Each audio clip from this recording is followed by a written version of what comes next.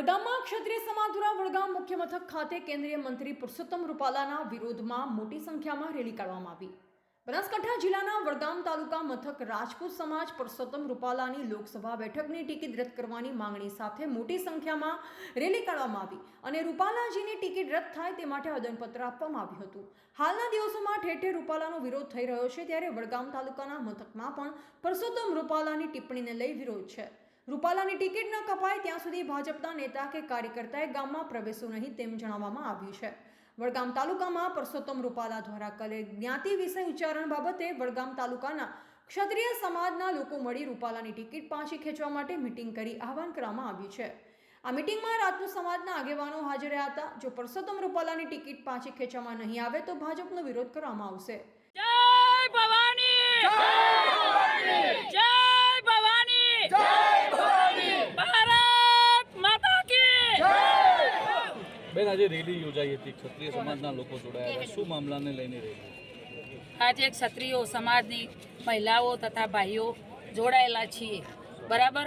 સ્વ અભિમાનને લઈને અમારો એક જ ન્યાય છે કે અમારી બાઈબુનો દીકરીઓનો જે શબ્દ રૂપાલાભાઈએ કર્યો છે તે અમને મંજૂર નથી। કો તો એમની ટિકિટ રદ કરાવો, કો તો એમનું માથું અમે વધેરી કાઢીએ। બસ અમારી સ્ત્રીઓની આ જ માગ છે। જય ભવાની, જય ભવાની, જય ભવાની, જય ભવાની। એક જ મિનિટ હો। ઓકે ભાઈ પેલું દેખાતો નહીં બહુ પેલો ઓકે, આજે વડગામ ખાતે ક્ષત્રિય સમાજની રેલી હતી, શું મામલાને લઈને રેલી હતી ને શું માંગ કરાઈ છે?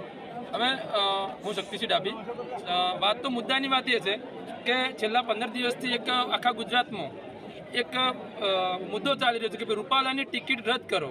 એક સામાન્ય વાત છે કે રૂપાલાની ટિકિટ રદ કરો, પણ આ ભાજપ દિલ્હીની અને ગુજરાતની આંધળી ભાજપની સરકાર જેને સમગ્ર ભારતમાં આખા ગુજરાતમાં ક્ષત્રિયો રોડ ઉપર ઉતરેલા છે પણ એમને નજરઅંદાજ કરી રહ્યા છે, એ બાબત માટે આજે અમે વડગામમાં ક્ષત્રિય સમાજ તેમજ વડગામ તાલુકાના તમામ સમાજો અમારી સાથે હતા। આજે અમે મોટી સંખ્યામાં મામલતદાર ઓફિસે આવેદનપત્ર આપવા માટે આવ્યા છે કે ઝડપમાંથી ઝડપમાં 16 તારીખ જે રજૂ આ લોકોએ જાહેર કરી છે કે ફોર્મ ભરવાના છે, સુરતની બહુમાળી ઇમારત ખાતે સભા કરવાના છે, એ બધા કાર્યક્રમો કેન્સલ કરી અને તાત્કાલિક ધોરણે રૂપાલાની ટિકિટ ભારતીય જનતા પાર્ટી રદ કરે એવી અમારી આજના દિવસે એક માંગણી હતી અને એના માટે અમે આવેદનપત્ર માટે આવ્યા હતા। જો માંગ નહીં સ્વીકારાય તો ક્ષત્રિય સમાજ શું કરશે? માંગ નહીં સ્વીકારાય, ક્ષત્રિય સમાજ કદી કોઈને કોઈ માંગ કરી જ નથી, પણ આજે આ માંગ કરી છે। જો માંગ નહીં સ્વીકારાય તો આગલા આવતા સમયમાં અમારી જે 92 સંસ્થાઓની સમિતિ છે એ જાહેરાત કરશે અને પાર્ટ 2 આંદોલનનું પાર્ટ 2 એના પછી ચાલુ થશે। એ પ્રમાણે અમારી આગળની રણનીતિ હશે। Okay, complete. જય માતાજી। આજે વડગામ ખાતે મામલતદાર કચેરીએ વડગામ તાલુકા તથા બનાસકાંઠા જિલ્લાના ક્ષત્રિય સમાજ તથા અન્ય સમાજોને સાથે લઈને એક આવેદનપત્ર પાઠવવા આવ્યા છીએ। આપ લોકો સૌ બધા જાણો છો કે છેલ્લા 15 દિવસથી જે કંઈ રજૂઆતો થઈ રહી છે ક્ષત્રિય સમાજ વતીથી, પણ એક પણ રજૂઆત સાંભળવામાં નથી આવતી। અને બીજી વાત કે અમારી બીજી કોઈ રજૂઆતો નથી, માત્ર ને માત્ર એક જ રજૂઆત છે કે રૂપાલા સાહેબની ટિકિટ રદ કરવામાં આવે, અને જો આ ટિકિટ રદ કરવામાં સમયસર રદ કરવામાં નહીં આવે તો આના પરિણામો કંઈક અલગ જ હશે અને એ પરિણામ ચૂંટણીની અંદર દેખાશે। કારણ કે ક્ષત્રિય સમાજે આજ દિવસ સુધી આપ્યું છે, માગવાની આજ દિવસ સુધી કશું માગ્યું નથી। જ્યારે અમારે જરૂર પડી ત્યારે અમારી વાત સાંભળવામાં ના આવે તો એક લોકશાહીનું ગળું દબાવવાની કોશિશ થઈ રહી છે। મોદી સાહેબને અમે બધા નમ્ર અપીલ કરીએ છીએ કે જો તમારા શાસનકાળમાં ક્ષત્રિયો ભાજપની સાથે જ રહ્યા છે અને હર હંમેશા સાથે રહેશે, પણ જો ક્ષત્રિયો સાથે અન્યાય થશે તો ભૂતકાળને ફરી અમારે દોહરાવવો પડશે અને આનું પરિણામ કંઈક વિપરીત આવશે, જેની સંપૂર્ણ જવાબદારી ભાજપ સરકારની રહેશે।